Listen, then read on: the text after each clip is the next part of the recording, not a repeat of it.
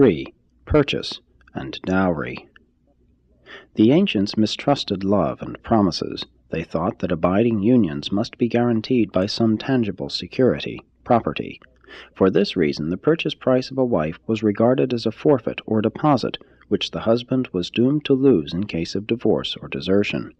Once the purchase price of a bride had been paid, many tribes permitted the husband's brand to be burned upon her. Africans still buy their wives. A love wife, or a white man's wife, they compare to a cat because she costs nothing. The bride shows were occasions for dressing up and decorating daughters for public exhibition, with the idea of their bringing higher prices as wives. But they were not sold as animals. Among the later tribes, such a wife was not transferable. Neither was her purchase always just a cold-blooded money transaction. Service was equivalent to cash in the purchase of a wife. If an otherwise desirable man could not pay for his wife, he could be adopted as a son by the girl's father, and then could marry.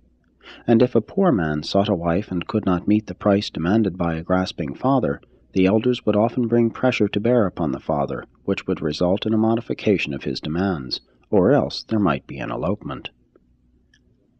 As civilization progressed, fathers did not like to appear to sell their daughters, and so, while continuing to accept the bride purchase price, they initiated the custom of giving the pair valuable presents which about equaled the purchase money, and upon the later discontinuance of payment for the bride, these presents became the bride's dowry.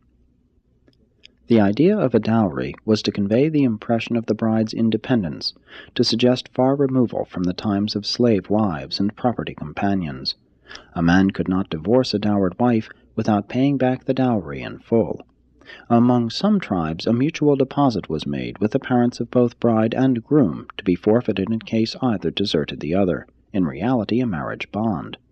During the period of transition from purchase to dowry, if the wife were purchased, the children belonged to the father. If not, they belonged to the wife's family.